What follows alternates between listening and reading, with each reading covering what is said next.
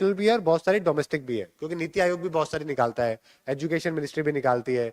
हमारे अभी उसकी स्वच्छता की रैंकिंग आई थी, इंदौर सूरत के साथ में इस बार पहली बार रहा है, वैसे तो इंदौर ही रहता था, है ना।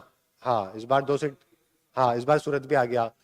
तो ऐसे हमारे यहाँ पर भी कई सारी रैंकिंग निकलती है, उनको भी हम लोग देखेंगे, क्योंकि सवाल कोई सा भी बन सकता है, एक या दो ही सवाल आएगा। लेकिन वही वाली बात है, अगर हमने 30-35 रैंकिंग पढ़ ली तो फिर हमारे उससे बाहर नहीं जाएगा सवाल, सिंपल सी कहानी है। ठीक है, आज मैं आपको 15 बता रहा हूँ, 15 हम लोग कल कर लेंगे, इससे अपना ये वाला पूरा चैप्टर कंप्लीट हो जाएगा, उसके बाद अपने को इसमें कुछ भी देखने की जरूरत नहीं है। ठीक है,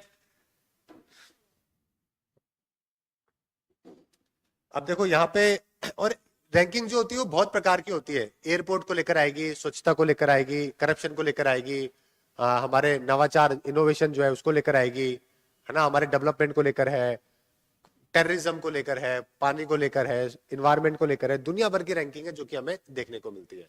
समझ गए, उसमें से महत्वपूर्ण महत्वपूर्ण जो जो मिलेगी वो अपन कवर करेंगे। जैसे कि सबसे पहले जो है ना, ये हमारे दुनिया के ग्लोबल एयरपोर्ट को लेकर बात करी गई। देखो अब हमारे लिए पता है, थोड़ा सा चैलेंज पता है क्या है, कि पेपर जो है वो क्या सितंबर अक्टूबर में है।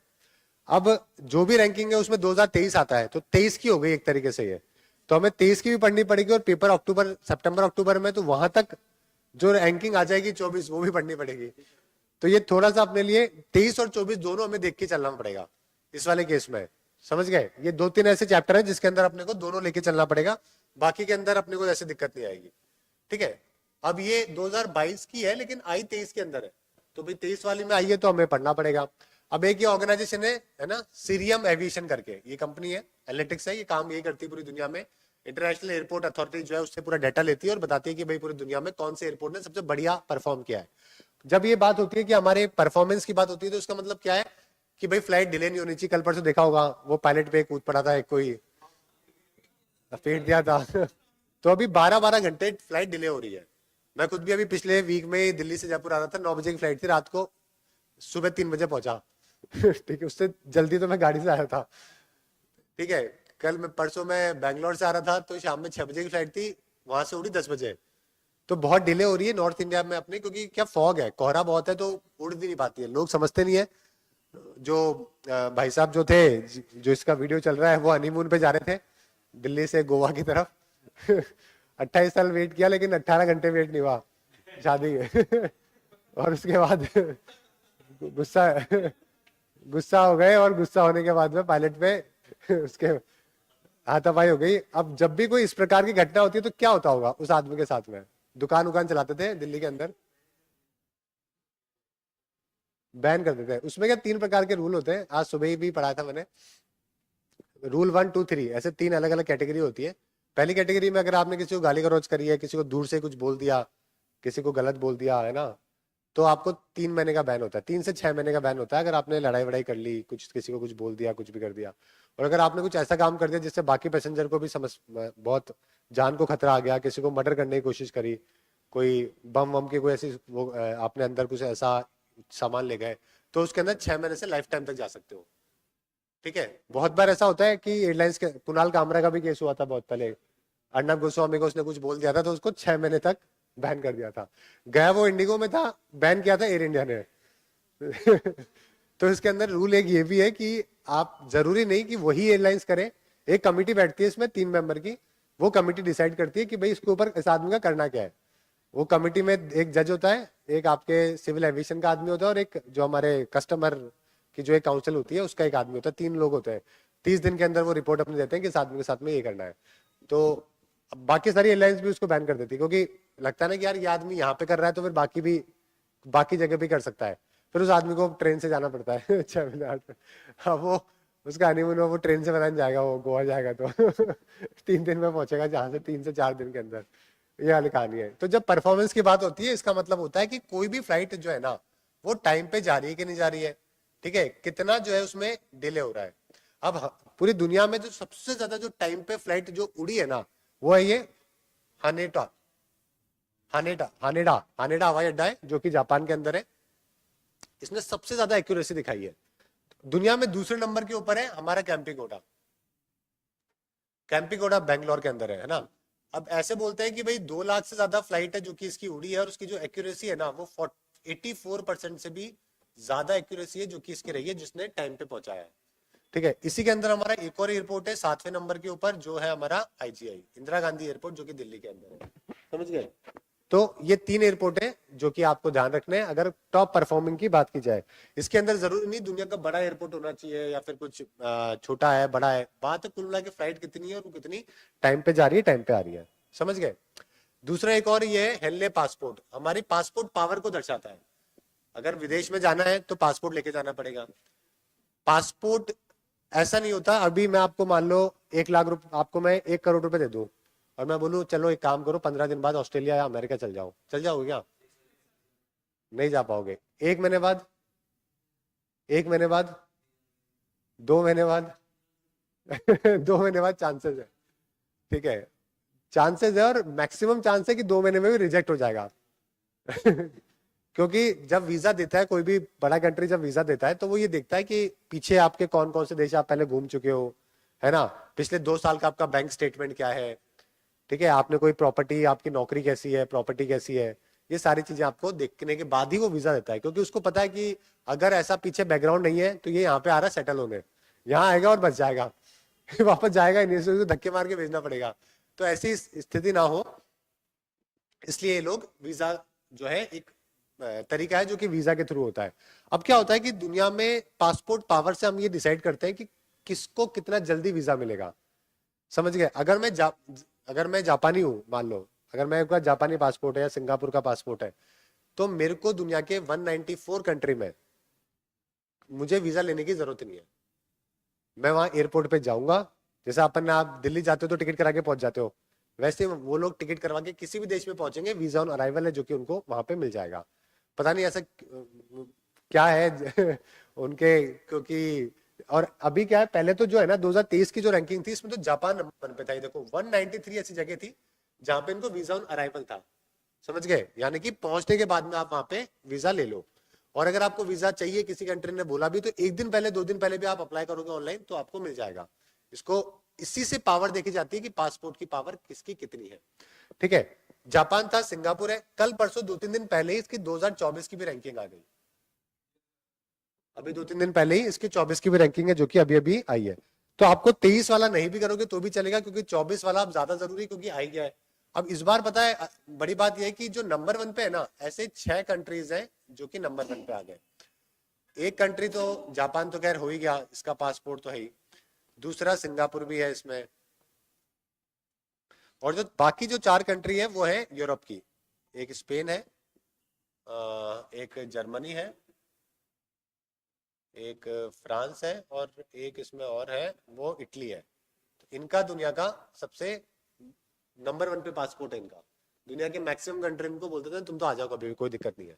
ठीक है, हमारी 2023 के अंदर जो रैंकिंग थी वो थी 86 के अंदर। अभी जो रैंकिंग आई है 2024 की, उसमें हमारी 80 रैंकिंग है, इसमें 80वीं रैंकिंग है हमारी। ठीक है, पहले हमारे यहाँ पे 59 कंट्री थे जिन्होंने हमें वीजा ऑन अराइवल दे रखा था। वो बोलते थे कि भाई 59 के अंदर अफ्रीका के बहुत सारे हैं, हमारे आसपास के बहुत सारे हैं। समझ गए? इस बार 80वीं रैंकिंग है, यानी कि हमारी इंप्रूव हुई है, और 62 कंट्रीज ऐसी है जिन्होंने हमें बोल दिया है कि भाई आप आ सकते हो, कोई दिक्कत नहीं। समझ गए? अभी कुछ टाइम पहले थाईलैंड ने बोल दिया था, अभी आपको थाईलैंड जाना है तो आपको वीजा की वहां कुछ महीनों के लिए टाइम दिया उन्होंने कि भाई ये उनको क्या अपना टूरिज्म बढ़ाना है, टूरिज्म बढ़ाना है तो फिर उनको ये है कि भाई ये 6 महीने के लिए आ जाओ आप। तो वैसे भी घूमने जाता है तो आदमी 2-4-5-10 दिन 15 दिन के लिए जाता है, वैसे भी इतने दिन के लिए होता है। वैसे ही श्रीलंका ने बोल दिया, थाईलैंड ने बोल दिया, 2-3 कंट्री और थे जिन्होंने हमें अभी रिसेंटली अलाउ किया था कि भाई आप, थाईलैंड का तो खैर पहले ही वीजा ऑन अराइवल ही था वैसे तो थाईलैंड का तो, लेकिन थाईलैंड ने ये बोला कि जो फीस है वो हम फ्री कर देते हैं, आपकी फ्री कर देते हैं। तो पहले 2000 बाट लगते थे, 2000 बाट हो गया 4000 रुपए, 5000 रुपए आपको वहां पे पहुंच के देने पड़ते थे उनको। समझ गए? और उसके बाद फिर वो ये भी देखते थे कि आप कितने पैसे लेके आए हो खर्च करने के लिए ठीक है, तो आप कम से कम 50,000 रुपए टाइप होने चाहिए कि आप वहां पे खर्च कर सको, उनके इकोनॉमी के अंदर कंट्रीब्यूट कर सको। तो ये भी था पहले, तो खैर अब तो नहीं है लेकिन पहले था ऐसा। चलो ठीक है, ये आपको ध्यान रखना है। लास्ट किसका होगा? लास्ट अगर मैं बात करूं तो सबसे कम, सबसे मतलब जिसको कोई चाहता ही नहीं कोई दुनिया में घूमने आए, ऐसा कौन सा देश? पाकिस्तान भी है और साथ में अफगानिस्तान भी। अफगानिस्तान वैसे लास्ट है ठीक है, अफगानिस्तान, हाँ तालिबान है, अफगानिस्तान है, एक ही बात है। तालिबान कंट्री का नेम तो अफगानिस्तान ही, तालिबान वहां पे सत्ता रूल कर रही है। ठीक है, गवर्नमेंट वहां पे रूल कर रही है। ठीक है, ये सब ध्यान रखना। ये जो हेनले करके कंपनी है, ये लंदन की कंपनी है और गुड़गांव में भी इसका ऑफिस है। पूरी दुनिया में ये डाटा निकालती है और पासपोर्ट के हिसाब से, पावर के हिसाब से जानकारी देती है। ठीक है, चलो आगे बात करते हैं एक और ग्लोबल रिस्क रिपोर्ट को लेकर। अब ये रिपोर्ट क्या बोलती है? पहली बात तो देखो, ये इंपॉर्टेंट एजेंसी है बहुत, है ना, इसके बारे में बात करेंगे। जब इसने अभी अभी रिसेंटली रिपोर्ट है, कुछ ज्यादा टाइम पुरानी नहीं है। रिस्क रिपोर्ट में ये बोलते हैं कि पूरी दुनिया में किस चीज का सबसे ज्यादा रिस्क है आने वाले दिनों के अंदर। जैसे कि भाई आने वाले 2 साल में, 10 साल में दुनिया में किस चीज से सबसे ज्यादा प्रॉब्लम होने वाली है। साइबर सिक्योरिटी, लोगों के डाटा जा रहा है, उड़ रहा है ना, धीरे धीरे। कल सचिन का एक वीडियो बन गया था। वो किसी गेम को प्रमोट कर रहा था सचिन, किसी, है ना, डी फेक के थ्रू। कुछ टाइम पहले एक लड़की की मंडाना करके कोई एक्ट्रेस थी, रश्मिका मंडाना, उसका इशू हो गया था, उसका किसी ने डी फेक से उसका वीडियो वायरल कर दिया था। तो आने वाले दिनों के अंदर ऐसे और भी कई ज्यादा केसेस है जो कि देखने को मिलेंगे। तो ये बहुत बड़ा चैलेंज है ना। इसके अलावा आंधी तूफान, बाढ़, अकाल, ये तो बढ़ते ही जा रहे हैं। इस बार देखा कि हमारे इस टाइम पे बहुत वो होती है, बर्फ होती है गुलमर्ग के अंदर, श्रीनगर में। इस बार बिल्कुल एकदम सन्नाटा है वहां पे, एकदम मैदान बना हुआ है एकदम। जबकि 5-5 फीट की बर्फ होती है, मतलब हाँ 4-4 फीट की, मतलब पैर रखते ना तो यहाँ तक पैर चल जाता था, इतनी बर्फ होती थी। इस बार कोई बर्फ ही नहीं है, बिल्कुल एकदम सपाट है एकदम। और लोग बर्फ देखने जाया करते थे दिसंबर जनवरी के अंदर, खुला मैदान है एकदम वहां पे। वैसे ही न्यूयॉर्क के अंदर -35 डिग्री टेम्परेचर चल रहा है। मतलब अंटार्कटिका चल जाओ या न्यूयॉर्क में चल जाओ, बात बराबर हो गई। रात को लोग सोए, सुबह उठे तो पूरे बर्फ से ढके हुए थे, पूरे घर भर, गाड़ियां वाड़ियां सब पैक था एकदम। इतनी ज्यादा बर्फबारी एक रात के अंदर ही हो गई। तो पूरी दुनिया के अंदर इसी तरीके के इवेंट हो रहे हैं। तो वही चीजें जो कि दिखाई अभी के 18वां समिट जो उसका अभी हुआ 23 के अंदर, डावोस के अंदर होता है ये हर साल, वर्ल्ड इकोनॉमिक फोरम की मीटिंग होती है जो स्विट्जरलैंड के अंदर है। ठीक है, वर्ल्ड इकोनॉमिक फोरम की एजेंसी 1971 में बनी, एक कैलोस करके एक पर्सन है, उनके द्वारा ही, नॉन प्रॉफिट ऑर्गेनाइजेशन है। पूरी दुनिया के लोग जाते हैं यहाँ पे, आपको शाहरुख खान भी मिलेगा, प्रियंका चोपड़ा भी मिलेगी। वर्ल्ड इकोनॉमिक फोरम की जो मीटिंग होती है इसके अंदर दुनिया से लोग बुलाते हैं, सारे पीएम, प्रेसिडेंट, जितने भी डिग्निटरीज है दुनिया के, सब लोग यहाँ पे जाते हैं। और फिर सबका अपना अपना लेक्चर होता है किसी ना किसी के ऊपर, है ना, वो कहानी है। ठीक है, अब ये है ना, world economic forum global risk report तो निकालता ही, लेकिन और भी 6 प्रकार की और रिपोर्ट होती है इसकी। जैसे कि एक स्पर्धा रिपोर्ट भी निकालता है, कॉम्पिटिटिवनेस कितनी है, स्पर्धा वाली रिपोर्ट। एक आईटी की रिपोर्ट भी निकालता है ये, एक रिस्क वाली तो ये हो ही गई।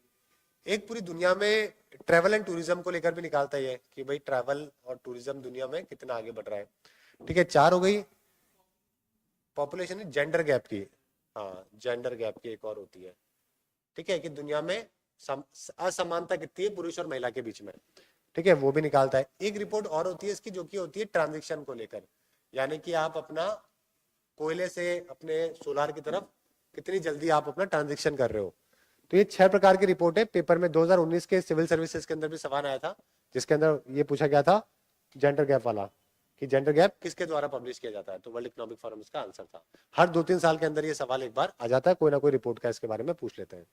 ठीक है, अब ये सर्वे किया गया, सर्वे के अंदर जो है वो बहुत सारा डाटा है जो कि इन्होंने निकाला है। इसके अंदर देखो, सबसे बड़ी जो समस्या आने वाले टाइम पे वो है कि जीवन के लिए कोई ना कोई एक कॉस्ट होती है ना हमारी। ठीक है, जैसे अगर हम लोग जयपुर में रह रहे हैं, कहीं पर भी रह रहे हैं, किसी भी शहर में रहते हैं, जयपुर में 20,000 रुपए, दिल्ली के 40,000 रुपए और बॉम्बे के 60,000 रुपए बराबर है। ठीक है, तो ये हर एक चीज की कॉस्ट होती है एक रहने की। तो एक ये सबसे बड़ी दुनिया में समस्या है, क्योंकि अनएम्प्लॉयमेंट पूरी दुनिया में बढ़ रहा है। भारत जैसे कंट्री में थोड़ा बेहतर कंडीशन है, भारत, ब्राजील, इंडोनेशिया, वियतनाम, क्योंकि ये डेवलपिंग कंट्री है।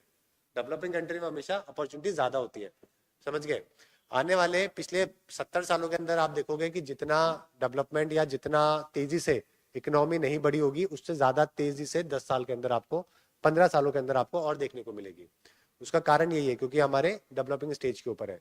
हमारे यहाँ पे एवरेज एज जो युवाओं की है वो 29 साल है। हाँ, 27 से 29 है, जो कि 29 के आसपास। चाइना वाइना, यूरोपियन कंट्री 35, 40, 45, बहुत ज्यादा है। अब इस उम्र में जाने के बाद में किसी से उम्मीद करें कि वो 12 घंटे काम करेगा तो फिर मुश्किल ही है है ना। तो जितनी ज्यादा आपकी कम एज होती है उतनी ज्यादा डेवलपमेंट के चांसेस ज्यादा देखने को मिलते हैं। खाद्य आपूर्ति हो गया, ऊर्जा की समस्या हो गई, बढ़ती महंगाई हो गई, ये सारे के सारे मुद्दे इसके अंदर बताए गए। ये देखो 2 साल के भी है और यहाँ पे 10 साल के भी है। ये पेपर में पूछेंगे नहीं तो इतना लोड मत लेना ये सबका। ठीक है, वर्ल्ड इकोनॉमिक फोरम का अपन ने देख लिया। नेक्स्ट है फायर पावर, कि पूरी दुनिया में किसकी कितनी मिलिट्री की कितनी क्षमता है, किसकी फायर जिसकी किसी के पास कितनी मिसाइल है, टैंक है, उसकी पावर कितनी है। ज्यादा या कम से फर्क नहीं पड़ता, लेकिन लेटेस्ट एडवांस टेक्नोलॉजी के साथ में होने से फर्क पड़ता है। समझ गए। सिंपल सी बात है, जब फायर पावर की बात करेंगे, स्ट्रेंथ की बात करेंगे, तो नंबर 1 पे अमेरिका आएगा। ठीक है, तो है ना, ये सैन्य ताकत को जो है दर्शाती है। सबसे पहले आपका अमेरिका है, उसके बाद में रशिया, चाइना, और हम लोग यहाँ पे चौथे स्थान के ऊपर है। ठीक है, यूके हो गया 5वें पे, 6ठे पे आएगा यहाँ पे कोरिया, 7वें पे आएगा पाकिस्तान, फिर आता है मेरे ख्याल से जापान आएगा, फिर फ्रांस आएगा, इस तरीके से आएगा। ठीक है, जितना जीरो, अब इसमें 0 और 1, इसमें 0 और 1 की टेबल होती है, जितना 0 के पास में होते हो ना उतना स्ट्रांग होते हो आप इसमें। तो अगर आप देखोगे कि 0.0 वाले है ना, ये सबसे सबसे ऊपर है, 0.1 है उसके बाद भारत का। समझ गए। इसका मेजर कारण क्या है, बजट भी इसका कारण है, कि अगर आप देखोगे सैन्य बजट वो बहुत ज्यादा है। जैसे कि अगर आप अमेरिका का, यूएसए का बजट देखोगे तो 730 बिलियन डॉलर के आसपास का मिलिट्री का बजट है उसका, मतलब। ठीक है, 1 बिलियन रुपए का मतलब होता है 8,000 करोड़ रुपए। ठीक है, अब जब मैं डॉलर बोल रहा हूँ तो उसको डॉलर 80 का चल रहा होगा, आज के टाइम पे 90 होगा। हाँ, तो इससे मल्टीप्लाई कर दोगे तो डॉलर में हो जाएगा। समझ गए, 1 बिलियन डॉलर, इस तरीके से। समझ गए। हाँ, ठीक है, 1 बिलियन का मतलब 1 बिलियन का मतलब होता है अपने 100 करोड़। ठीक है, जब मैं बोलता हूँ कि 1 बिलियन है तो उसका मतलब 100 करोड़ है। 1 बिलियन डॉलर यानी कि आप इसको 80 से मल्टीप्लाई करोगे तो ये 8,000 करोड़ रुपए आता है। तो एक सिंपल सा कैलकुलेशन ये रखना कि जब हम बोलते हैं 1 बिलियन डॉलर तो उसका मतलब 8,000 करोड़ की बात हो रही है। ठीक है, अब इस 770 से मल्टीप्लाई करोगे पता नहीं कितने हजार करोड़ पहुंच जाएगा। तो ये अमेरिका का बजट है। इसके बाद चाइना का जो बजट है वो इसका 1/3 है, 230 बिलियन डॉलर के पास। हमारा जो बजट है 70 बिलियन डॉलर के आसपास, यानी कि इससे भी 1/3, इस तरीके से चलता है ना। एक कारण बताओ मेरे को कि अमेरिका का इतना ज्यादा क्यों है। मशीन तो हमारे पास भी है नोट छापने की, जीडीपी ज्यादा क्यों है।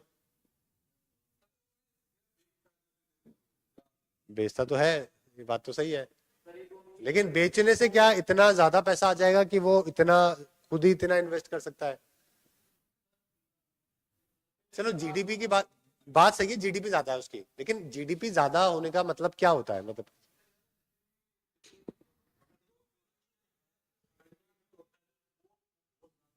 हम्म, तब हम जब हम ये बोलते हैं कि इस देश की जीडीपी ज्यादा है, उसका मतलब है कि दुनिया की सबसे बड़ी बड़ी कंपनी सर्विस में और मैन्युफैक्चरिंग में, है ना, वो सारी वहीं पे ही है। जैसे हमारी जो इकोनॉमी है, जीडीपी हम बोलते हैं 3 ट्रिलियन की है। ठीक है, ट्रिलियन का मतलब होता है एक ट्रिलियन कितना, 1,000 बिलियन। ठीक है, तो जब आप ये देखो कि अमेजॉन और एप्पल, ये कंपनी 1-1 ट्रिलियन की है, और एक कंपनी और मिला दो उसमें, अगर कोई अमेरिका की, 2 माइक्रोसॉफ्ट भी मिला दो, तो वो पूरे भारत के बराबर इकोनॉमी लेके बैठी हुई है। तो आज भी दुनिया की जो 10 बड़ी कंपनी है उसमें 7 अमेरिका की है।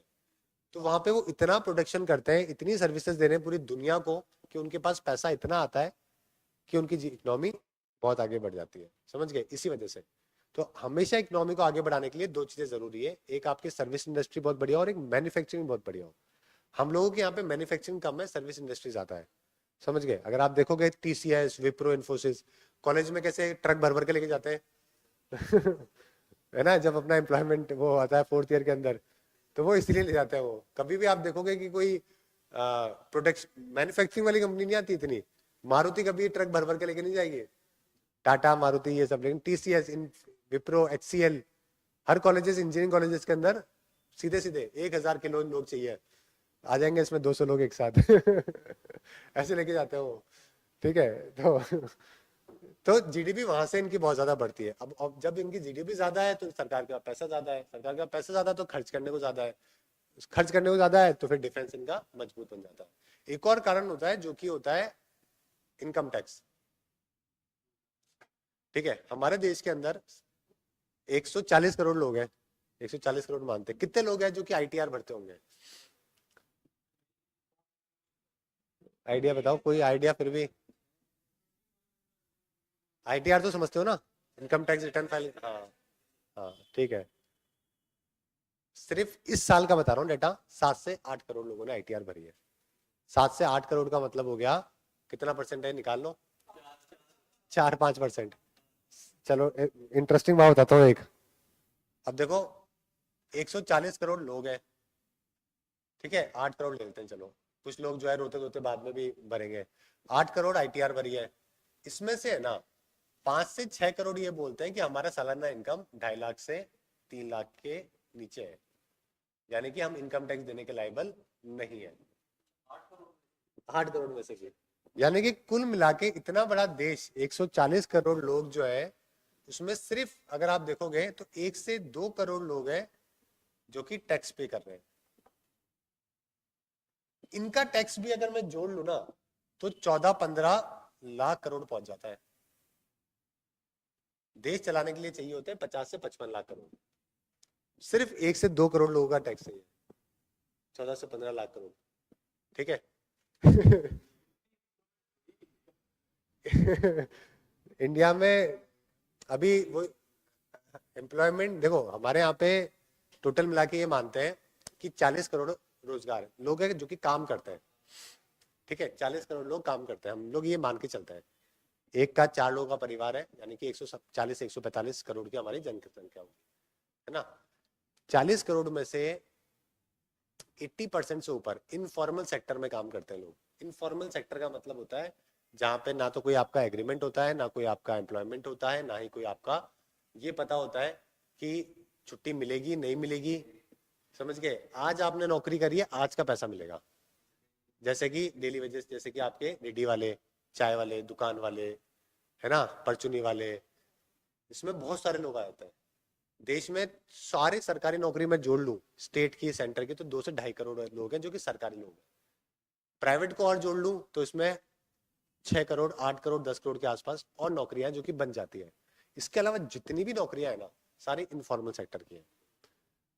समझ गए, ये एक ओवरऑल पिक्चर है। तो अगर सोचो अमेरिका में जो ये नंबर है टैक्स का, ये 50% से भी ज्यादा का है। हम लोग 4% के ऊपर घूम रहे हैं, 3 से 4%। तो एक सरकार की योजना आई थी विवाद से विश्वास, सबका विवाद से विश्वास योजना थी कि विवाद अगर आपके टैक्स के अंदर तो आप आओ हमारे पास। जैसे कि आप, अब हमारे यहाँ पे क्या होता है कि जब इतने कम लोग टैक्स भरते हैं तो इनको कोई बेनिफिट तो मिलता नहीं है भाई।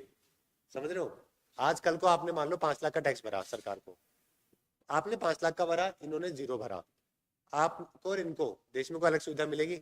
नहीं मिलेगी ना, नहीं मिलती है, कोई फायदा भी नहीं मिलेगा। तो हर आदमी ये सोचता है कि देना ही क्यों है फायदा ही नहीं मिल रहा तो हर आदमी बचाने की कोशिश करता है। समझ गए, तो बचाने के बहुत सारे तरीके सरकार ने भी दे रखे निकाल के। एक 100% आपको टैक्स में रिबेट मिलती है अगर आप पॉलिटिकल पार्टी को फंड दे दो। इसको बोलते हैं इलेक्टोरल बॉन्ड। अरुण जेटली जी लेके आए थे, अगर मैं 5 लाख, मैं मेरे को अगर टैक्स बन रहा है तो मैं 5 लाख रुपए अपने विधायक जो है, कोई भी पॉलिटिकल पार्टी जिसको मैं सपोर्ट करता हूँ, जो मेरे काम आ सकता है, उसको मैं दे दूंगा इलेक्शन में। मेरे को एक वो पर्चा दे देगा, मैं इनकम टैक्स को दूंगा, तो मुझे जो 5 लाख का टैक्स बन रहा था वो मेरा फ्री हो जाएगा। सरकार को देने से बढ़िया फिर आदमी को लगता है कि लोकल आदमी को दे दो, काम ही आएगा। तो समझ रहे हो, इस तरीके से लोगों का टैक्स जो है वो बहुत कम, इसलिए मेजरली लोग इसी वाली कैटेगरी में चले जाते हैं। समझ गए, अगर यही लोग सोचो अगर 5 गुना 10 गुना हो जाए तो ये पैसा कितना डबल हो, कितना हो जाए, और देश के पास कितना ज्यादा पैसा आ जाए खर्च करने को। अब खर्च करोगे तो आप डिफेंस में करोगे, शिक्षा में करोगे, स्कूल में करोगे, हॉस्पिटल में करोगे, रोड पे करोगे, किसी में भी करोगे, लेकिन बढ़िया ही है। तो ये स्थिति है। ठीक है, अपना जो टॉपिक चल रहा था फायर पावर वाला चल रहा था, है ना। अब इसके अंदर फायर पावर का पता कैसे किया गया है, इन्होंने बहुत सारे तरीके निकाले कि भाई जो भूमि सेना है वो कितनी है, वायु शक्ति कितनी है, प्राकृतिक संसाधन कितने हैं, समझ गए। अब प्रॉब्लम की हर जगह पे घुमा फिरा के पैसे की आती है। जब हमारे पास में प्राकृतिक संसाधन कम नहीं है, लेकिन उसको यूज करने के लिए जो टेक्नोलॉजी चाहिए, जो मैन पावर चाहिए, वो बहुत महंगे है ना। हमने अभी बॉम्बे के नीचे एक वो टनल बनाया था, उसकी मशीन हमने चाइना से मंगवाई थी, जबकि चाइना से युद्ध चल रहा था। लेकिन करे क्या, हम नहीं बना सकते हो मशीन। समझ गए। जिस दिन, और ऐसे बहुत सारे हैं, होली दिवाली में आप देखोगे ना, बहुत सारा सामान है जो कि बम्बार्टमेंट होता है चाइना से यहाँ पे, बहुत ज्यादा होता है, हमें पता भी नहीं लगता। मतलब वो इतने तेज है कि बाइकआउट चाइना भी लिखा होगा ना जिस टी शर्ट के ऊपर, हो सकता है वो भी चाइना की बनी हुई हो। उनको तो पैसे कमाने से मतलब है। हाँ, बहुत बहुत मतलब अभी अपन जब इंपोर्ट एक्सपोर्ट जब हम देखेंगे रैंकिंग उसमें पढ़ेंगे, बहुत गैप है उसके अंदर। एक और है, नेक्स्ट रैंकिंग है हमारे इंस्टीट्यूशंस को लेकर। ठीक है, जो हमारे दुनिया में कौन कौन से ऐसे इंस्टीट्यूट है जो कि दुनिया में टॉप रैंक के ऊपर आते हैं। तो ये एक और कंसल्टेंसी फर्म है, मैक्शन करके इसका नाम है। इसके द्वारा ये रैंकिंग है जो कि जारी करी गई 2012 में, इसको पहली बार प्रकाशित किया गया। ये आपके लिए कुछ खास जरूरी नहीं है, क्योंकि इसके अंदर क्या है कि अलग अलग कैटेगरी में पूछे गए। बिजनेस कैटेगरी में कौन सा है, मैनेजमेंट में कौन सा कॉलेज है ना, ह्यूमैनिटीज के अंदर कौन सा कॉलेज है, जो हमारे आर्ट्स वाले होते हैं कॉलेज, अलग अलग रैंकिंग इसमें बताई गई। तो इसमें आपको बस ये बात ध्यान रखनी है कि जब भी किसी भी कॉलेज की बात हो, अगर आपसे बिजनेस स्कूल के बारे में पूछ लिया जाए जो आपको एमबीए करवाता है, उसमें आपको हमेशा आईआईएम अहमदाबाद है जो कि आपको मेजरली लगाना है। समझ गए। इसी प्रकार से अगर आपसे, ठीक है, प्राइवेट कॉलेजेस की बात की जाए तो एक ये जेवियर लेबर रिलेशन इंस्टीट्यूट करके जमशेदपुर में, ये इंपॉर्टेंट है। इसी प्रकार से दुनिया की अगर पूछा जाए तो लंदन के अंदर लंदन बिजनेस स्कूल है ना, वॉर्टन है, ये 2-3 स्कूल्स है जो कि दुनिया में बिजनेस के लिए काफी फेमस है। वैसे ही अब इसके किस तरीके से ये डिसाइड किया गया कि ये सारे कॉलेजेस बढ़िया हैं, तो उसके 7 तरीके निकाले गए। 7 तरीके कौन से थे कि भाई इनके पास में रिसर्च कितनी करी है इन्होंने, है ना, टीचर कितने हैं इनके पास में, उद्योग के अंदर आए कितनी, प्लेसमेंट कितना हो रहा है, भविष्य उन बच्चों का क्या है जो यहाँ से पास आउट हुए। समझ गए। आप एक सोचो, एक कॉलेज के अंदर 40 बच्चे बैठ के पढ़ाए जा रहे हैं, एक टीचर है बेचारा, वो कितना कंट्रोल कर लेगा, नहीं कर पाएगा ना। पीछे के 20 तो सोते हुए मिलेंगे या पार हो जाएंगे पीछे क्लास में से। समझ गए। एक कॉलेज है जिसके अंदर एक क्लास में 15 बच्चे ही है, 20 बच्चे ही है, तो एक टीचर उनको आराम से संभाल सकता है, कंट्रोल कर सकता है, उनकी प्रॉब्लम को रिजॉल्व भी कर सकता है।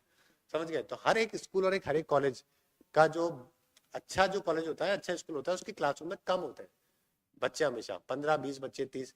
हमारी शिक्षा नीति बोलती है कि एक क्लास में 30 से ज्यादा बच्चे नहीं होने चाहिए स्कूल के अंदर। हमारी क्लासेस में 40-40, 45-45 बच्चे हैं, और आ जाए तो और भर दो। तो देखो इसके अंदर हार्वर्ड जो है ना, इस वाले रैंकिंग के अंदर जब सिर्फ बिजनेस स्कूल के बारे में बात कर रहे हैं तो हार्वर्ड तीसरे के ऊपर है। लेकिन हार्वर्ड, स्टैनफोर्ड, ऑक्सफोर्ड, ये ओवरऑल जो अपनी कॉलेजेस की बात करते हैं ना, उसके अंदर टॉप के ऊपर है, ये सब टॉप 5 के अंदर है हमेशा। ये सिर्फ एमबीए के जो बिजनेस वाले कोर्सेज है उसके बारे में बात कर रहा है। वैसे ही एक और है वर्ल्ड हैप्पीनेस इंडेक्स, खुशी किसकी कितनी है, किस देश में लोग कितने खुश है। अब ये मेजर करना थोड़ा मुश्किल है कि कौन कितना खुश है। इस रैंकिंग के हिसाब से ये बताया जाता है कि पाकिस्तान के लोग ज्यादा खुश है कंपैरेटिवली भारत के। अब इसके 2 कारण हो सकते हैं कि भाई एक तो आदमी जो तरक्की करना चाहता है उसके टेंशन है, उसके एफर्ट है, उसको उसकी प्रॉब्लम है, उसके, है ना, उसकी खुशी उसकी मेहनत से कम हो जाती है।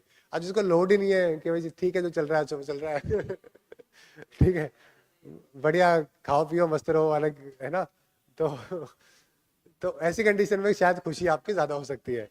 तो ये वर्ल्ड हैप्पीनेस इंडेक्स है, इसके हिसाब से हमारी जो इंडिया की रैंकिंग है इसके अंदर वो 126वीं रैंकिंग है। ठीक है, 2023 की।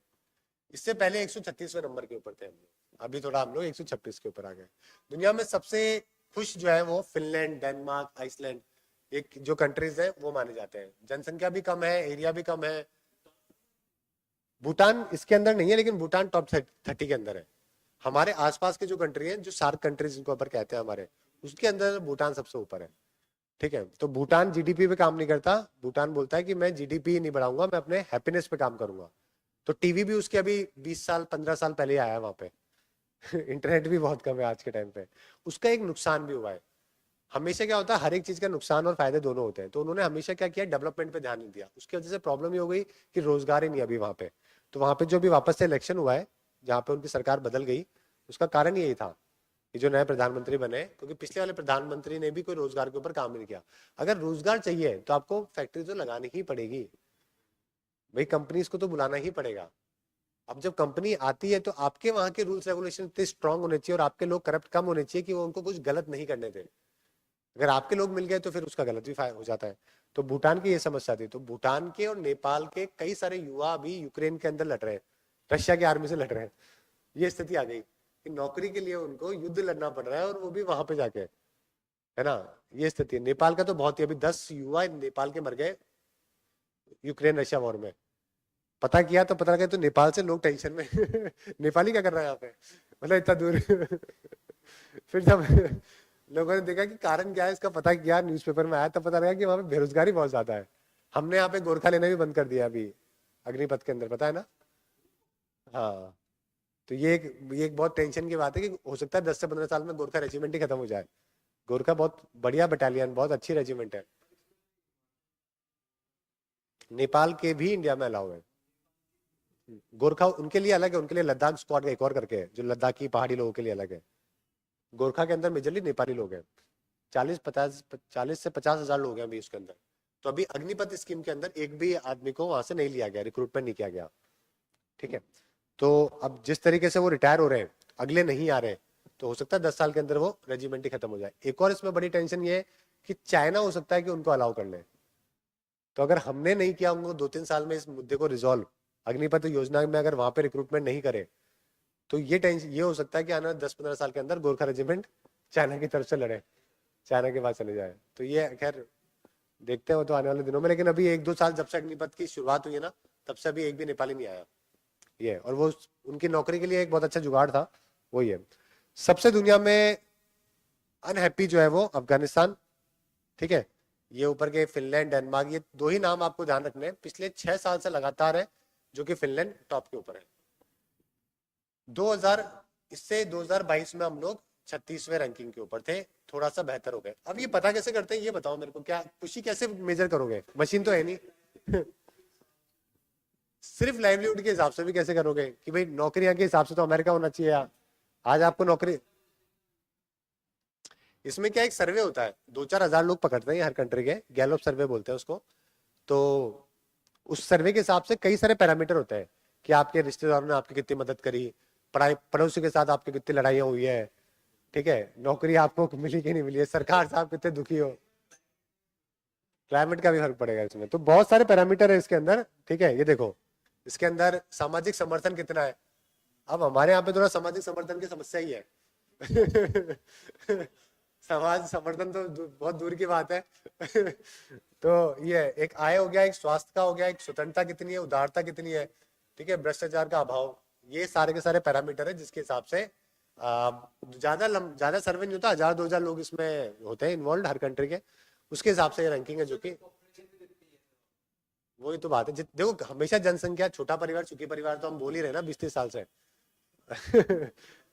हाँ, तो वो तो कारण है ही। कोई भी देश में पॉपुलेशन कम होगी तो संसाधन जो है वो डिवाइडेड।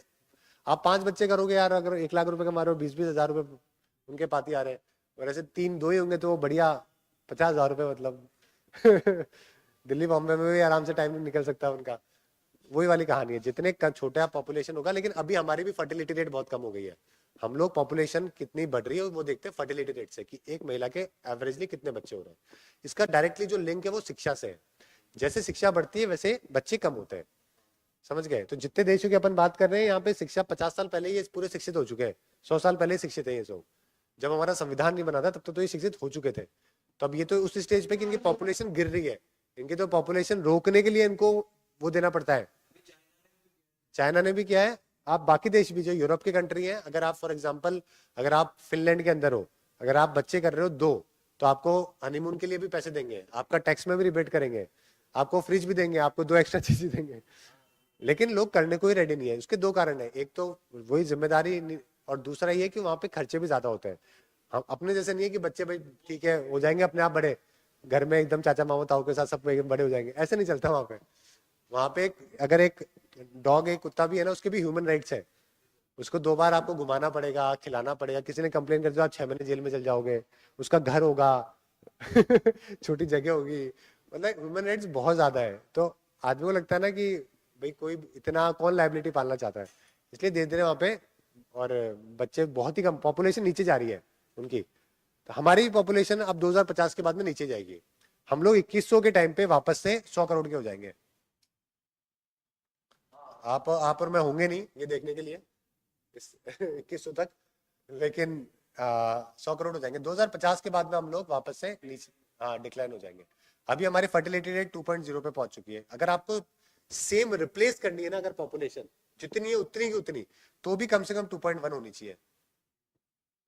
वो तो भला हो यूपी बिहार का जो अभी मेंटेन कर रहे हैं केरला में तो सवा एक के आसपास पहुंच गई है, बहुत बहुत कम है। ठीक है, तो क्या होता है कि जब आप ऑनलाइन बहुत सारे लोग देखते हो ना कि कौन सी जाति के कौन से संप्रदाय के लोग जो है वो कितने बच्चे कर रहे हैं कितने नहीं कर रहे, तो क्या शिक्षा से है। जैसे कि केरला का जो मुस्लिम है उसके भी 1.5 बच्चे हो रहे हैं, यूपी का जो हिंदू है उसके भी 3.5 बच्चे हो रहे हैं। कारण क्या है? शिक्षा है। वहां पे 99% लिटरेसी रेट है, तो सभी लोग शिक्षित हो चुके हैं। जैसे जैसे शिक्षा बढ़ती है वैसे वैसे बच्चे कम होना चालू हो जाते हैं। फिर उसमें कोई बहुत ही कम लोग होते हैं जिनकी फिर पैसों की समस्या ही नहीं है ना। कितने बच्चे हो जाए, जैसे ऋतिक रोशन है, सलमान खान का शाहरुख खान है, आमिर खान है, कि भाई पैसों का कोई दिक्कत ही नहीं है इतना, कि भाई ठीक है 4 हो 5 हो 4 हो 5 हो 10 हो कितने ही हो फर्क ही नहीं पड़ता वो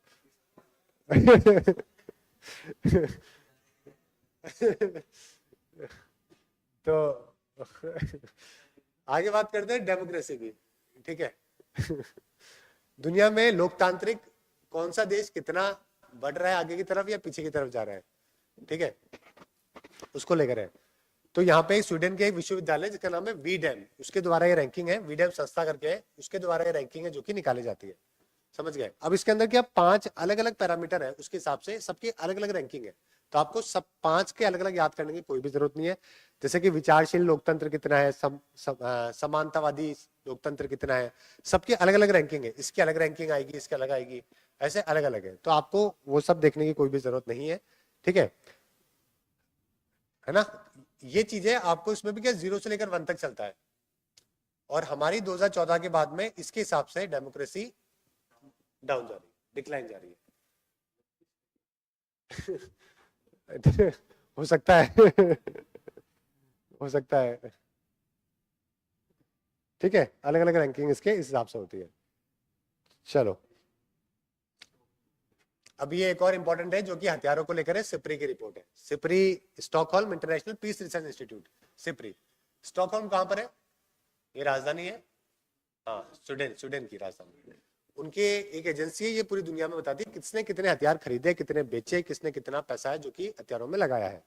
समझ गए? इसने बताया कि हम लोग जो है ना पिछले 5 सालों से दुनिया में सबसे ज्यादा हथियार है जो कि खरीद रहे हैं। दुनिया में जितने भी हथियार खरीदे गए हैं उसका 11% जो है वो हमने खरीदे।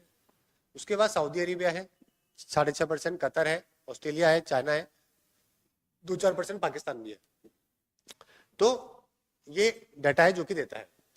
अब जब हम लोग बात कर रहे हैं इंपोर्ट की कि हम हथियार सबसे ज्यादा खरीद रहे हैं, तो खरीद कहां से रहे? कौन से देश है जिनसे सबसे ज्यादा खरीद रहे हैं? 5 सालों का पूछ रहा हूं मैं, ऑनर है रशिया। सबसे ज्यादा जो हम लोग इंपोर्ट करवाते हैं ना, सबसे ज्यादा वो रशिया से करवाते हैं। लेकिन रशिया से अब धीरे धीरे कम होता जा रहा है डिपेंडेंसी, क्योंकि पहले 65% था, अभी हम धीरे धीरे 45% पे आ गए। सेकंड नंबर पे कौन सा कंट्री होगा? सेकंड नंबर पे फ्रांस है, हाँ 14% समवेयर, और तीसरे पे यूएसए। लेकिन अभी पिछले 2-3 सालों के हालात जिस तरीके से, यूएसए का इनपुट बढ़ता जा रहा है, रशिया का धीरे धीरे घटता जा रहा है। इसी का कारण है कि रशिया भी अभी क्लोज चला गया किसके? चाइना के और पाकिस्तान के। रशिया ने कभी भी पाकिस्तान के साथ में कोई ये जो होता है ना सैन्य अभ्यास, वो कभी नहीं करे। हथियार रशिया ने मना कर दिया था, भारत शुरू से ही नेहरू जी के टाइम से बोला हुआ था कि हम कभी हथियार जो है वो नहीं देंगे पाकिस्तान को। समझ गए? क्योंकि हमेशा उस जमाने में पाकिस्तान हमेशा यूएसए के साथ में हुआ करता था। लेकिन अभी पिछले कुछ साल से ऐसे सरकमस्टेंसेस बन गए, हम चले गए यूएसए के पास, और रशिया को भी समझ आ गया कि अपना अपना नहीं रहा तो वो भी हथियार बेचना उसने भी चालू कर दिया है, जो कि हमारे लिए एक सही सिचुएशन नहीं थी। समझ गए? चाइना तो है 70-75% जो भी पाकिस्तान के पास हथियार है वो सारे चाइनीज आइटम है। हो सकता है गोली चलाए पीछे चल जाए, चले ही नहीं, तो चाइनीज आइटम है कुछ भी हो सकता है तो ये स्थिति है। इसके अलावा एक चीज और मुझे बताओ कि दुनिया में सबसे ज्यादा हथियार बेचता कौन है? हाँ, दुनिया में सबसे ज्यादा हथियार बेचता है यूएसए। यूएसए इतना तेज, दुनिया के 40% हथियार ये बेचता है, सोचो आप। और ये जानबूझ के युद्ध भी करवाता है और फिर हथियार भी बेचता है। मतलब हर जगह इसकी यही कहानी है। वियतनाम के टाइम पे भी यही किया, अफगानिस्तान के टाइम पे भी यही किया, इंडिया पाकिस्तान के टाइम पे भी यही किया, क्योंकि दोनों को एक दूसरे का डर होता है तो दोनों हथियार खरीदते हैं। और आज के टाइम पे युद्ध पॉसिबल नहीं है, आज के टाइम पे युद्ध हो ही नहीं सकता। सिर्फ है यूक्रेन का है, लेकिन देखो यूक्रेन का न्यूक्लियर पावर नहीं है, इसलिए रशिया ने उसको दबा लिया, समझ रहे हो। अब इंडिया, पाकिस्तान, नॉर्थ कोरिया कितना बोलता है, कोई कुछ करके दिखा दे उसका कुछ मतलब कितना ही बोल देता है वो, कुछ भी बोल देता है वो, लेकिन उसका कोई कुछ कर ही नहीं सकता क्योंकि उसके पास न्यूक्लियर वेपन है।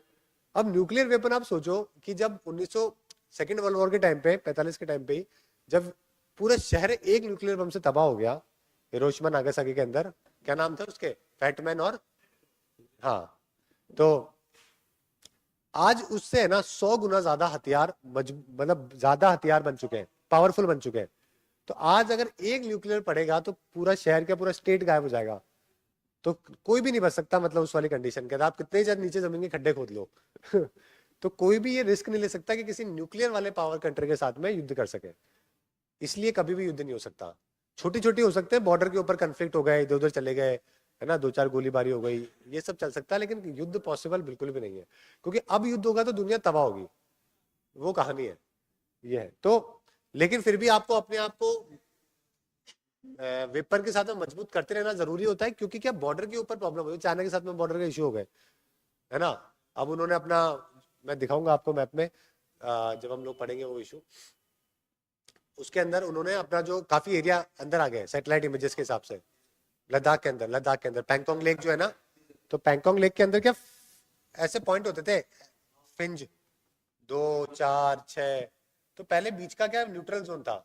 अब ये लोग न्यूट्रल के भी आगे यहाँ पे अपना जत्था है जो कि डाले हुए, हम लोग युद्ध चाहते नहीं है, इसकी वजह से हमने भी फिर थोड़ा सा यहाँ पर जाके न्यूट्रलाइज कर लिया, ठीक है, क्योंकि इंडिया, अमेरिका, यूरोपियन कंट्रीज ये युद्ध बिल्कुल भी जाते हैं डेवलपमेंट प्रोग्रेस पे, हमने इतने 70 सालों में डेवलपमेंट करी, एक युद्ध कुछ गलत हुआ बहुत पीछे चल जाएंगे हम लोग। और ये जो चाइना है, पाकिस्तान है, नॉर्थ कोरिया है, ये वो है कि हम तो ले डूबे सनम, तुम्हें भी ले डूबेंगे इनके फर्क नहीं पड़ता ये हमेशा तैयार ही खड़े रहते हैं, ऐसे नहीं होते क्लास में 2 बच्चे होते हैं हमेशा लड़ने के लिए तैयार ही बैठे रहते हैं, कोई बात हो जाए वो हमेशा लड़ने को तैयार है, वो वाली उनके थोड़ी वैसा नेचर है वो तो बिल्कुल ही अलग लेवल पे ही ठीक है।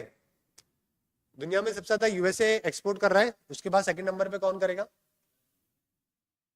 नहीं, चाइना नहीं है, सेकंड नंबर पे रशिया है, तीसरे नंबर पे, तीसरे पे फ्रांस है, फिर आएगा चाइना। इंडिया देखो, हमने पिछले 10 सालों के अंदर है ना काफी अच्छी ग्रोथ करी है, अगर हमने एक्सपोर्ट की बात करें तो। आप अगर 2012-13 का डाटा देखोगे ना, 12-13 का, तो हमने कोई 200-300 करोड़ रुपए के एक्सपोर्ट है जो कि हम लोग करते थे हथियार। अभी पिछले, अगर आप पिछले टाइम की देखोगे तो हमने 24,000 करोड़ का हथियार है जो कि एक्सपोर्ट किया है, 24,000 करोड़ का, यानी कि 2 से 3 बिलियन के आसपास का, 2 से 3 के बीच में ये डाटा है, 16 से 24 करोड़ के आसपास का डाटा है। इसमें हमारी ब्रह्मोस मिसाइल है, आकाश मिसाइल है, इसकी भी कई सारे देशों के साथ में डील चल रही है, इजिप्ट लेना चाहता है, इंडोनेशिया लेना चाहता है ना, थाईलैंड लेना चाहता है, फिलीपींस के साथ में डील चल रही थी। इसके अलावा हमने और छोटे छोटे जो मटेरियल होते हैं डिफेंस के, वो 30 देशों को दिए हैं, उसके अंदर इटली भी है, जर्मनी भी है ना, यूरोप के भी कंट्रीज है, अमेरिका के भी है, छोटे छोटे जो डिफेंस के इक्विपमेंट होते हैं। तो अब हम लोग कोशिश कर रहे हैं कि हम लोग भी हमारे यहाँ पे डेवलपमेंट कर ले और हम लोग एक्सपोर्ट करना चालू कर दें, क्योंकि समझ में आ गया है कि गेम जो है वो लड़ाई का नहीं है, गेम पैसे कमाने का है, हथियार बनाओ और बेचो, सिंपल कहानी है। तो हमारे जो तेजस, जो हम लोग तेजस के ऊपर जो इतना अच्छा काम कर रहे हैं वो इसी वजह से कर रहे हैं, तेजस को हम लोग हर जगह शोकेस करते हैं, वो इसी वजह से करते हैं। तो इसके ऊपर काफी काम चल रहा है, ठीक है। ये देखो, ये सबसे ज्यादा इंडिया है, सेकंड पे सऊदी अरेबिया है, 2 ही कंट्री ध्यान रखने हैं आपको, है ना, जो कि सबसे ज्यादा शेयर को लेकर है। ये इसी की सिपरी की एक और रिपोर्ट आती है, उसमें ये भी बताते हैं कि दुनिया के में किसके पास में कितने परमाणु हथियार है। तो सबसे ज्यादा परमाणु हथियार 90% दुनिया के रशिया और अमेरिका के पास में, और ये बोलते हैं दोनों आपस में दुनिया को कि आप हथियार मत रखो 90% दुनिया के परमाणु हथियार इन दोनों देशों के पास में, बाकी 10% में China, France, Germany, India, Pakistan, north Korea, ये सब लेके घूम रहे हैं 90% के पास में। और इन्होंने बहुत जगह है। इंडिया 5th रैंक, ये देखो ये रहा, 1 2 3 4 5, 164 है हमारे। पाकिस्तान के पास 170 बताते हैं। लेकिन देखो इसमें पता है होता क्या है कि कोई भी देश अपना रियल डाटा निकालता है। इंटरनेशनल एटॉमिक एनर्जी एजेंसी करके एक ऑर्गेनाइजेशन है, इंटरनेशनल एटॉमिक एनर्जी एजेंसी, ठीक है, वियना में इसका हेडक्वार्टर है। ये एजेंसी काम ही ये करती है पूरी दुनिया के अंदर, ये देखनी है किसके पास कितने हथियार है, न्यूक्लियर हथियार किसके पास कितने हैं। बहुत बहुत सारे कॉम्प्लिकेशन है। एक तो कंडीशन में नहीं है, ऊपर से आज के टाइम पे अपडेटेड है कि नहीं है। उसकी दूसरी बात, क्या वो जो अपने जो डिफेंस सिस्टम है उसको क्या वो पार करने के लिए केपेबल है कि नहीं है, क्योंकि आज के टाइम पे सबके पास में एयर डिफेंस सिस्टम बन चुका है। अगर आप न्यूक्लियर भेजोगे ना तो 400 किलोमीटर पहले ही उड़ा दिया जाएगा आपका न्यूक्लियर। तो आपका एयर डिफेंस सिस्टम ऐसा है। इसराइल क्यों बचा हुआ है आज के टाइम पे? इसराइल के ऊपर 1000 मिसाइल गिराता है पैलेस्तीन और ये हमास। हाँ, लेकिन उसका एयर डोम सिस्टम, जिसका आयरन डोम करके उसका एक सिस्टम है, आयरन डोम, ये एयर डिफेंस सिस्टम है उसका। इतना मजबूत है कि मतलब नींद कैसे आती है लोगों को ये समझ नहीं आता मेरे को तो, कि रात भर आपस में मिसाइलें टूट रही है, लोग सो रहे हैं शांति से। सरकार के ऊपर कितना भरोसा है लोगों को कि भाई एक भी मिसाइल हमारे ऊपर नहीं गिरेगी। हाँ, 90 से ऊपर उसकी एक्यूरेसी है, तो इतना भरोसा है सरकार के ऊपर जनता को कि हाँ मिसाइल तो आती रहेगी लेकिन गिरेगी नहीं। तो इतना एक्यूरेसी। हमारे पास भी आकाश करके एयर डिफेंस सिस्टम है, लेकिन उसकी उसकी जो रेंज है वो बहुत कम है, 40-50 किलोमीटर है। अब 40-50 किलोमीटर आते हुए कोई आए तो उसके मलबे से मर जाएंगे 100 लोग तो नीचे। तो इसलिए फिर हमने क्या किया, अपग्रेड किया। फिर हमने अभी क्या किया, S-400 ट्रम्प करके, है ना। हाँ, ये हमने रशिया से एक हमने वो लिया है, बहुत बड़ी डील है ये, काफी बिलियंस ऑफ डॉलर की डील है। इसमें हमने अच्छी खासी कैपेसिटी है, 100 200 300 किलोमीटर तक की कैपेसिटी है।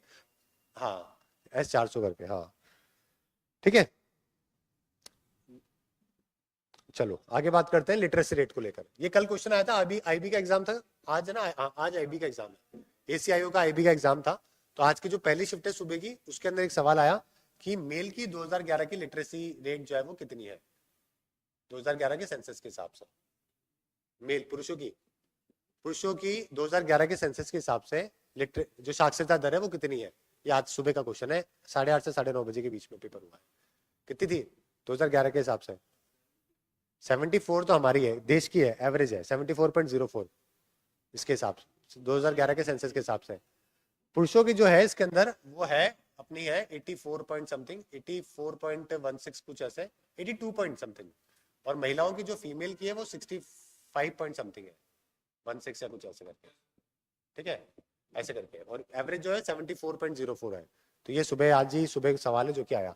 अब ये जो साक्षरता का जो नया डाटा ये शिक्षा मंत्रालय के द्वारा रिलीज किया गया है, इसमें ये बताया गया है कि सबसे ज्यादा साक्षर कौन से राज्य है आज के टाइम पे। तो केरला तो है ही है। केरला के बाद कौन से 2 नंबर देखोगे तो इसमें आपको मिलेंगे लक्षद्वीप और मिजोरम। ये दोनों ध्यान रखना, क्योंकि ये अगर दूसरा तीसरा आया तो कोई नहीं कर पाएगा। केरला तो सबको पता है, समझ गए। इसके अलावा सबसे कम साक्षरता वाले वही बिहार, उसके बाद में अरुणाचल प्रदेश है, और हमारा राजस्थान भी 66% के ऊपर है, ठीक है।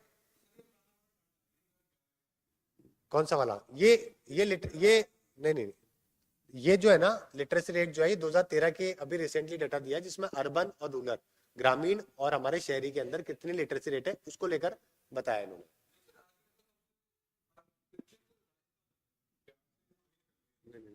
बिहार से तो आगे, ये तो नहीं, बिहार से तो ज्यादा ही, हमेशा से ही बिहार से ज्यादा है राजस्थान तो।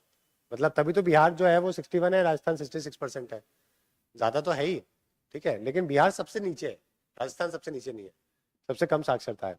दूसरा, ये गाँव में कितनी, शहरों के अंदर 84% है, गाँव में 67% है जो कि साक्षरता दर है। ये अभी रिसेंट है, शिक्षा मंत्रालय का रिपोर्ट है, सेंसस का नहीं है। सेंसस का आएगा 2024 है ना, अभी इलेक्शन के बाद सेंसस स्टार्ट होगा, तो इसका डाटा आएगा 2024 के एंड में या फिर 25 के अंदर आएगा। 2000 सेंसस हर 10 साल में होता है, 11 में हुआ था, 21 में होना था, लेकिन वो हुआ नहीं 21 में, कोविड की वजह से। 21-22 वैसे निकल गए, 23 में इन्होंने करना था लेकिन वो बीच में अटक गया। अब 24 में करेंगे, इलेक्शन आ गया अभी, तो फिर इसके इसके आगे चल गया। 2011 आएगा, जब तक नया नहीं आएगा तब तक 2011 के सेंसस से ही पेपर आएगा। जब हम लोग साक्षरता की बात करते हैं इसका मतलब क्या होता है कि शिक्षित है, इसका मतलब क्या होता है? लिख पढ़ना लिखना सर, इसको साक्षरता माना जाता है। ठीक है। इसमें से ग्रेजुएट कितने कितने होंगे, कितना क्या आइडिया होगा? ग्रेजुएट अगर मैं पूछूं कि बहुत है, 20, सिर्फ 10 से 20 के बीच में है। बहुत बच्चे ड्रॉप आउट हो जाते हैं, बहुत बच्चे ड्रॉप आउट होते हैं इसके अंदर,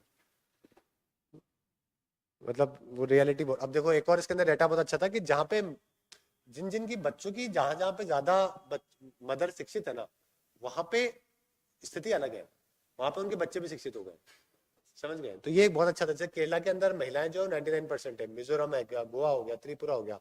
तो जहां जहां पे देखो ज्यादा है ना बेटर, वहां पे महिलाओं के मदर जिनकी स्कूलिंग के अंदर है, जिन्होंने स्कूली शिक्षा ली है, वो कभी भी अपने बच्चों को ऐसा नहीं हो सकता कि वो स्कूल से दूर रखे।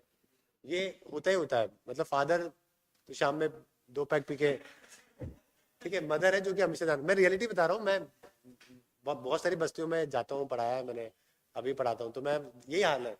हमेशा मदर जो है वो बच्चों को स्कूल भेजने के लिए लड़ेगी घर में। मदर ही है जो कि स्कूल भेजती है। ठीक है। 10 में से 2 केस ऐसे होते हैं जिसमें फादर बोलता है भेजना है, बाकी हमेशा मदर ही एफर्ट लगाती है। ओके, इसलिए बोलते हैं कि महिलाओं की शिक्षा ज्यादा जरूरी है। अगर महिला शिक्षित हो गई तो पूरा परिवार शिक्षित हो जाएगा, ये कहानी होती है। इसके अंदर एनईपी भी आपको मालूम होनी चाहिए। एनईपी का क्या वो है मॉडल, अभी एनईपी 2020 में नई शिक्षा नीति आई थी ना, 86 के बाद में अभी आई है। ठीक है, उसके अंदर भी ध्यान रखिएगा जो हमारा स्ट्रक्चर है ना, पहले था 10-2, अभी हो चुका है 5-3-3 और 4। 5 में भी 3 साल का तो ये है आंगनवाड़ी वाला, जिसको हम लोग प्री प्री स्कूल कहते हैं ना, नर्सरी एलकेजी यूकेजी वाला। फिर ये है फर्स्ट और सेकंड, फिर ये थर्ड फोर्थ और फिफ्थ, सिक्स सेवंथ और एट्थ, और ये ऊपर के 9वीं से लेकर 12वीं तक। ठीक है। अब वो वाला सिस्टम भी चेंज हो गया है कि पहले तो हम लोगों ने सब्जेक्ट ले रखा था 10वीं के बाद में, साइंस का मतलब साइंस, कॉमर्स का मतलब कॉमर्स, और आर्ट्स का मतलब आर्ट्स। होम साइंस जो सबसे गए भी थे बच्चे वो होम साइंस लेके बैठते कि पास करनी है 12वीं। वो ऐसे। तो अब ऐसा नहीं है। अब नई शिक्षा नीति के हिसाब से आप बिजनेस, आप वो ले सकते हो, कोई भी सब्जेक्ट उठा सकते हो। केमिस्ट्री के साथ आपने वो ले लिया, हिस्ट्री ले लिया। हाँ, कॉलेज के अंदर भी चेंज हो गया है। पहले क्या था, जैसे मैंने बीटेक करी है, ठीक है, पहले साल में समझ आ गया था गलत कर लिया, लेकिन ऑप्शन नहीं था, आप ले लिया तो ले लिया, 4 साल तो करना ही पड़ेगी। अब ऐसा नहीं है, अगर आपको लगता है गलती हो गई है तो आप पहले साल में निकल सकते हो। आपको एक पर्चा दे देंगे पहले साल का, 2 साल में निकल गए तो आपको डिप्लोमा मिल जाएगा, 3 साल में डिग्री मिल जाएगी, 4 साल में बीटेक की डिग्री मिल जाएगी। इस तरीके से अलग अलग कर दिया उसको कि आप अपना, बाहर भी ऐसा होता है, बाहर क्या करते हैं लोग, 2 साल कॉलेज में पढ़े, 2 साल काम करने चले गए, फिर 2-3 साल काम करके वापस लगा कि यार कॉलेज कर लेना चाहिए, 2 साल वापस कॉलेज करके 4 साल अपने पूरे कर लिए। हमारे यहाँ पे बाहर निकला तो मतलब बाहर निकला, पहले ऐसे तो था। अब ऐसा नहीं है। नई शिक्षा नीति के अंदर यह है कि आप अपनी एग्जिट मार सकते हो, बीच में से निकल सकते हो। ठीक है, इस तरीके से सब्जेक्ट भी चेंज कर सकते हो आप, और साथ में आप अपना वो भी कर सकते, ब्रेक भी ले सकते हो। ये देखो 2020 की नीति है, इंप्लीमेंट हो गई है। जितने भी सरकारी कॉलेजेस हैं, जितने भी जो एआईसीटी से अप्रूव्ड है, उन सब के वास्ते हो चुका है, इसका सर्कुलेशन पहुंच चुका है। मैक्सिमम कॉलेजेस ने इसको इंप्लीमेंट भी कर दिया है। ठीक है।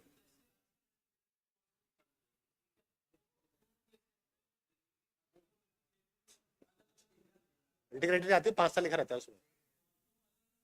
अलग अलग नहीं देंगे वो तो, अलग अलग कर रहे हो तो आप करो अलग अलग। इंटीग्रेटेड का मतलब ये है कि 2 चीज हमने एक साथ पढ़ा दी, एक ही डिग्री ले लो। उसमें लिखा रहेगा 5 साल, engineering plus MBA, BCA plus MCA, ये सब लिखा रहता है उसके अंदर। ठीक है, चलो आगे बात करते हैं टेररिज्म को लेकर। देखो एक ये बहुत अच्छा इंस्टीट्यूट है, institute for economics and peace, ये 2007 में इसने पहली बार रिपोर्ट पब्लिश करी थी। इसमें दुनिया में कहां पर कितना आतंकवाद की समस्या है उसको लेकर बताया गया है। समझ गए? दुनिया में नंबर 1 की रैंकिंग किसकी आएगी आतंकवाद में? अफगानिस्तान। ठीक है। भारत इस पे कौन से नंबर पे हो सकता है?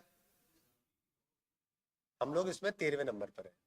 हमारे यहाँ पर भी आतंकवादी घटनाएं बहुत सारी। आतंकवादी का मतलब सिर्फ आतंकवादी वही वाले नहीं जो कि जम्मू कश्मीर के अंदर है। आतंकवादी घटनाओं का मतलब जो आसाम है, छत्तीसगढ़, झारखंड है, नक्सलाइट है, मायूजम है ना, सेपरेटिस्ट लीडर्स है, ये सब जो है वो घुमा फिरा के आता आतंकवाद के अंदर ही है।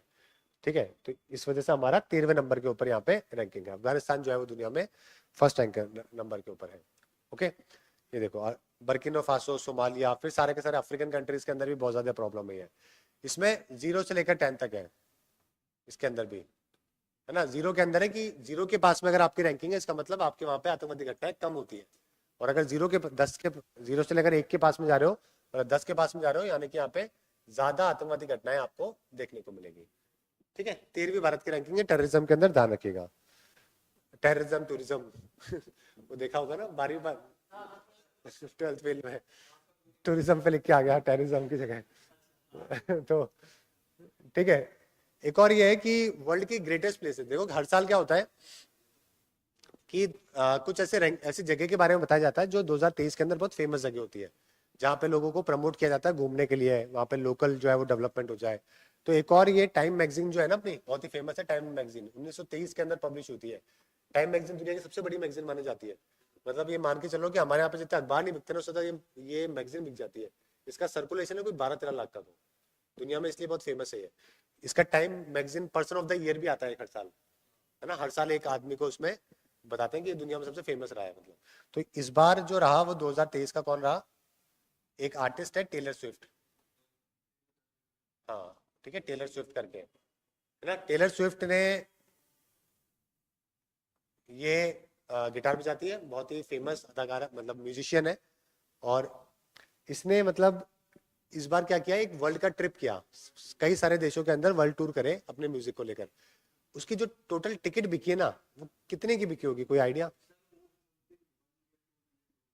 हाँ, 16,000 करोड़ रुपए सिर्फ टिकट से कमाए 16,000 करोड़ तो दुनिया में कभी भी ऐसा नहीं हुआ। तो बहुत फेमस रहा, और इसका एक एल्बम है 1989 करके, जिसको बहुत सारे अवार्ड मिले। मतलब इसके अवार्ड देख लोगे ना, ग्रैमी व्रैमी उठा के जितने भी अवार्ड्स होते हैं म्यूजिक के, इतने हैं, मतलब 4-4 5-5 एक साथ लेके जाती है, संभलते नहीं है, इतने सारे अवार्ड लेके जाती है जो भी इसका एल्बम रिलीज होता है। तो काफी फेमस है। तो टाइम मैगजीन ने इसको किया, इस बार 2 जगह भारत की जो है वो इंक्लूड करिए ग्रेटेस्ट प्लेसेस के अंदर। एक तो है अपना मयूरभंज और एक है लद्दाख, है ना। मयूरभंज एक बहुत ही इंटरेस्टिंग जगह है, उड़ीसा के अंदर है। यहाँ पे है ना चींटी होती है लाल कलर की, उसकी चटनी बहुत फेमस है। ठीक है अभी कुछ दिन पहले की बात है, 7-10 दिन पहले की बात है। चींटियों की जो लाल कलर की जो चींटी है, जिससे हम दूर भागते हैं, वहां पे उसको कई सारी इकट्ठी करते हैं, उसकी चटनी बनाते हैं और खाई जाती है, और बहुत फेमसली खाई जाती है। उसके अंदर न्यूट्रिशन बोलते हैं, न्यूट्रिशन भी बहुत अच्छे होते हैं, आपकी बॉडी इम्यूनिटी सिस्टम बहुत अच्छा हो जाता है इस तरीके से। और उसको जीआई टैग मिला है, इसलिए फेमस हुई थी वो। जीआई टैग समझते हो ना? जीआई टैग का मतलब है ज्योग्राफिक, एक भूगोलिक संकेतक। कोई भी ऐसी भूगोलिक जगह पे कुछ भी चीज जो बनती है और वहां की फेमस है, तो उसी के नाम से बेची जाएगी। जैसे दार्जिलिंग की चाय, मैं जयपुर में उगा दूं, उसका नाम रख दूं दार्जिलिंग और बेचना चालू कर दूं, ऐसा अलाउ नहीं है। दार्जिलिंग के अंदर जो चाय पत्ती मिलेगी उसी का नाम ही दार्जिलिंग टी होगा, वही लोग उसको बेचेंगे। ठीक है, लोकल लोगों को बेनिफिट मिले, क्योंकि वहां की स्थिति कुछ ऐसी है, भौगोलिक स्थिति ऐसी है, मिट्टी ऐसी है कि मिट्टी के अंदर सारे के सारे न्यूट्रिशन है कि वहां की चाय की पत्ती बढ़िया है, एक्सपोर्ट होती है और बहुत महंगी महंगी बिकती है। मतलब 20-20 30-30 हजार रुपए केजी के हिसाब से भी जाती है, समझ गए। तो हमारे यहाँ पे क्या होता है, ऐसी चीजों को रोकने के लिए हमारे चेन्नई में एक ऑफिस है, जीआई रजिस्ट्री, है ना, भूगोलिक संकेतक ऑफिस है। तो ये 1999 के अंदर बना था।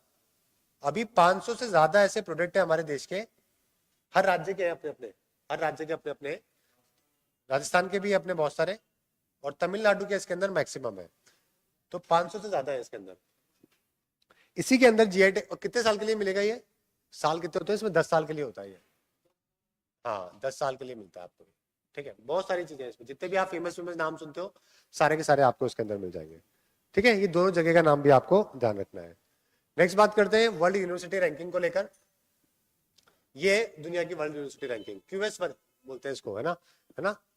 कॉकरेली साइमंस करके एक ही ऑर्गेनाइजेशन है, इसके द्वारा इसको रिलीज किया जाता है। ये बताती है दुनिया में, अगर मैं बोलता हूँ ना कि भाई मेरी यूनिवर्सिटी बहुत अच्छी है, तो वो एक्चुअली में ये सबसे रेलिवेंट मानी जाती है, जिससे हम ये डिसाइड करते हैं कि कौन सी यूनिवर्सिटी कौन से नंबर के ऊपर है। ठीक है, हमारे यहाँ पे जब हम ये जो रैंकिंग रिलीज करी गई सब्जेक्ट के हिसाब से थी, तो हमारे यहाँ पे डीयू जो है ना, ठीक है, इंडियन इंस्टीट्यूशन के अंदर डीयू टॉप पे रहा। सब्जेक्ट वाइज थी ह्यूमैनिटी, साइंस और इस तरीके से, तो हमको सब्जेक्ट वाइज ज्यादा याद करने की जरूरत नहीं है।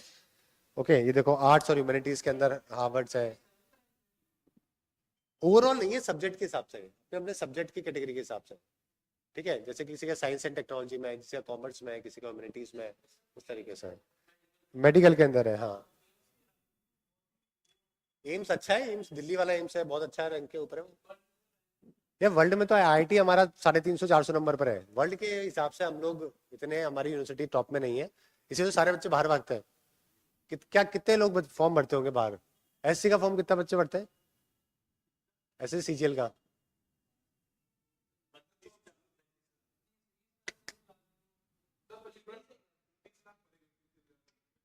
नहीं, 30 लाख थोड़ा ना है एससी। 10-15 लाख क्या एसएससी सीजीएल के जो फॉर्म है? हाँ, सीजीएल के 10-15 लाख के आसपास होंगे, 10-12 लाख के आसपास होंगे। सीजीएल से ज्यादा लोग जो है बाहर जाने का फॉर्म भरते हैं आईलेट्स का, 15 लाख। सोचो आप। क्वालिफाई क्या इसमें तो वो है, बैंड मिलते हैं इसमें, 3-4-5 बैंड मिलते हैं 10 में से। तो कंट्री उसी बैंड के हिसाब से आपको अलाउ करती है। इंग्लिश का होता है टेस्ट कि विदेश में जाके आप इंग्लिश बोल सको, उनकी समझ सको, उसके लिए टेस्ट होता है। 15 लाख बच्चे फॉर्म भरते हैं इसके। तो बाहर की विदेशी यूनिवर्सिटी में भारत से बहुत बच्चे पढ़ने जाते हैं, समझ गए, क्योंकि हमारे यहाँ पे दुनिया की टॉप यूनिवर्सिटीज नहीं है, इसीलिए बाहर जाते हैं।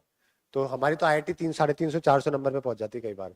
ठीक है, तो ये अलग अलग कैटेगरी से, इंजीनियरिंग हो गया, लाइफ साइंस हो गया, ये सब आपको अलग से याद करने की जरूरत नहीं है। ठीक है, चलो बिजिएस्ट एयरपोर्ट के बारे में बात करते हैं। दुनिया का सबसे बिजिएस्ट एयरपोर्ट कौन सा है? इसका भी रैंकिंग जो है वो निकाला गया। हमारा जो है इसमें आता है 8वें नंबर के ऊपर, IGI Indira Gandhi international airport 8वें नंबर के ऊपर।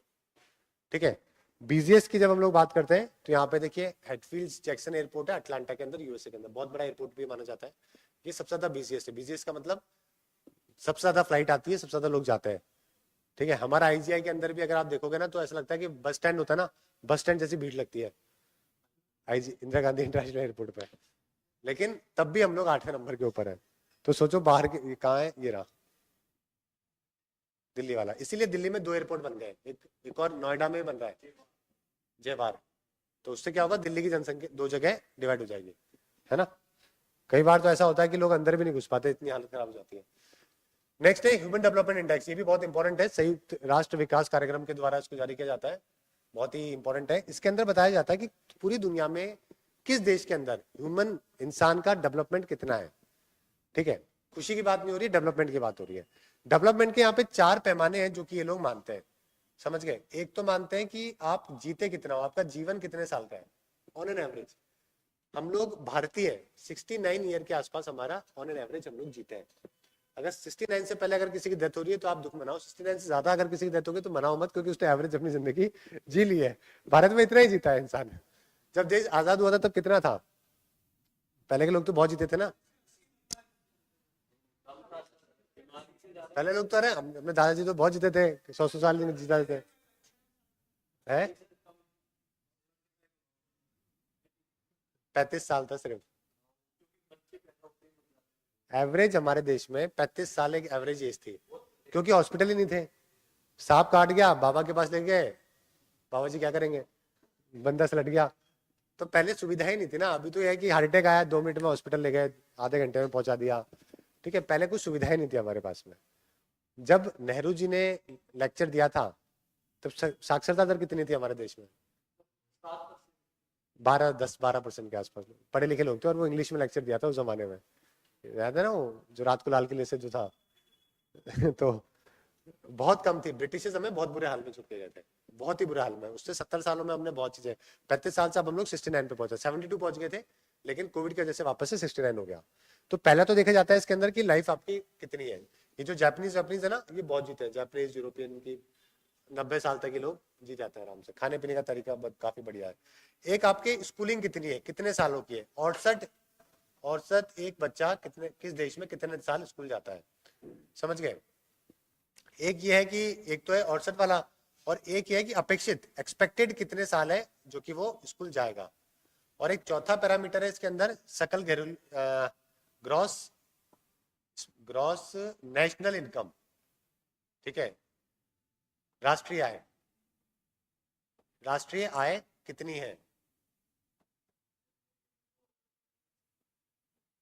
ठीक है, इस तरीके से 4 पैरामीटर के हिसाब से ये रैंकिंग है जो कि निकाली जाती है। है ना। इसके अंदर हमारी रैंक कितनी है,